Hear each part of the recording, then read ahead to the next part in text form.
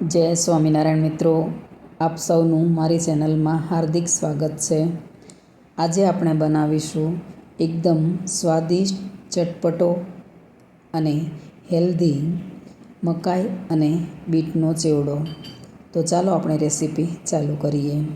તો તેના માટે આપણે 2 મકાઈના ડોડા આવે તે આપણે લીધા છે, અમેરિકન મકાઈના। તેની આપણે જે ઉપરનો ભાગ છે છાલનો તે આપણે કાઢી લઈશું બંને ડોડામાં। આ ચેવડો છે તે બનાવવામાં ખૂબ જ સરળ છે અને નાસ્તા માટે એકદમ પરફેક્ટ છે। તો તેના જે રેસા છે તે પણ આપણે કાઢી લઈશું। તો આપણે બંને ડોડાને આપણે ઉપરનો ભાગ કાઢી લીધો છે, તેને આપણે નાના ટુકડા કરી અને આપણે તેને કુકરમાં લઈ લઈશું।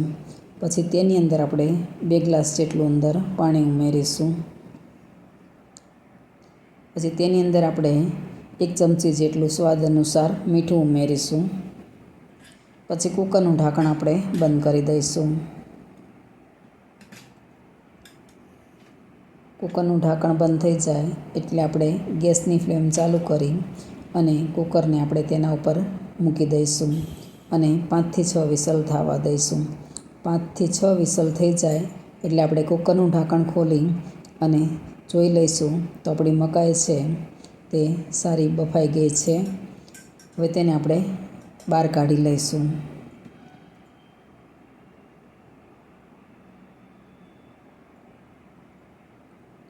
પછી તેના આવી રીતે આપણે થોડા ઠંડા પડે એટલે તેને આપણે આવી રીતે દાણા કાઢી લઈશું। આવી રીતે આપણે 3 મકાઈના ડોડા છે તેની આપણે દાણા છે તે અલગ કરી લઈશું। તો આપણા દાણા કાઢીને તૈયાર કરી દીધા છે। હવે તેની અંદર નાખવા માટે આપણે 1 બીટ, 1 ગાજરને આપણે ચોપરમાં ઝીણું કટ કરી લીધું છે। 3 થી 4 મરચાં લઈશું આપણે, તેને ઝીણા કટ કરી લઈશું અને થોડા મીઠા લીમડાના પાન અને 1 લીંબુ અને 1 ટામેટું અંદર નાખીશું। હવે ગેસની ફ્લેમ ચાલુ કરી તેના ઉપર આપણે 1 તવી મૂકીશું અને તેની અંદર આપણે 2 ચમચી જેટલું આપણે અંદર બટર ઉમેરીશું। બટરથી તેનો સ્વાદ છે તે એકદમ સરસ આવે છે। તો આપણે 2 ચમચી જેટલું અંદર બટર ઉમેરીશું અને બટર ગરમ થઈ જાય એટલે તેની અંદર આપણે અડધી ચમચી રાઈ અને અડધી ચમચી આપણે આખું જીરું ઉમેરીશું અને અડધી ચમચી અંદર હિંગ ઉમેરીશું। પછી રાઈ અને જીરાને આપણે તેની અંદર આપણે સારી રીતે સાંતળી લઈશું। પછી તેની અંદર આપણે મીઠા લીમડાના પાન અને ઝીણા કટ કરેલા મરચાં છે તેને અંદર ઉમેરી દઈશું અને તેલની અંદર આપણે તેને સારી રીતે સાંતળી લઈશું।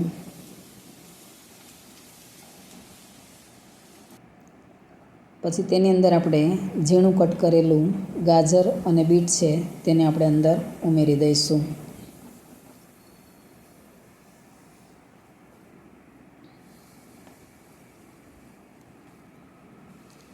અને આપણે ઝીણું કટ કરેલું ટામેટું છે તેને પણ અંદર ઉમેરી દઈશું અને બધું હલાવીને સારી રીતે મિક્સ કરી દઈશું। પછી તેની અંદર આપણે અડધી ચમચી જેટલું મીઠું ઉમેરીશું કે જેથી ઝડપથી ચડી જાય અને બધું હલાવીને મિક્સ કરી દઈશું। હવે તેની ઉપર આપણે ઢાંકણ ઢાંકી અને 2 મિનિટ સુધી આપણે તેને થવા દઈશું। 2 મિનિટ થઈ જાય એટલે તેને આપણે હલાવીને જોઈ લઈશું।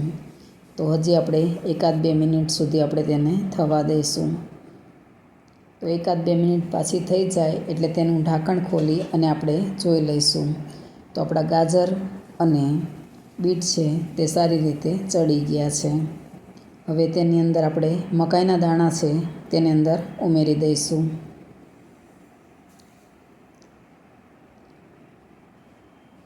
અને બધું હલાવીને મિક્સ કરી દઈશું।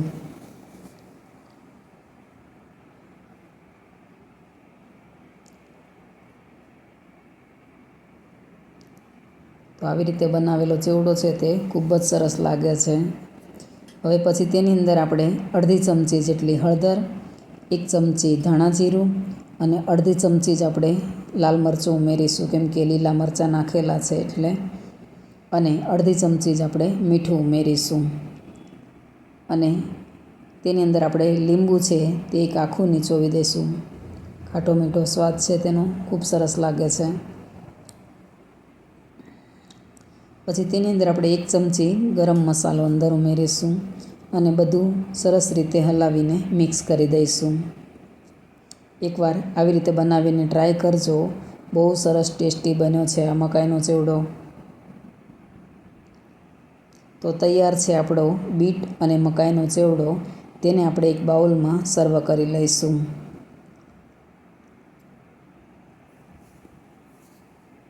તેની ઉપર આપણે થોડા દાડમના દાણા છે તેની અંદર ઉપર ભભરાવીશું.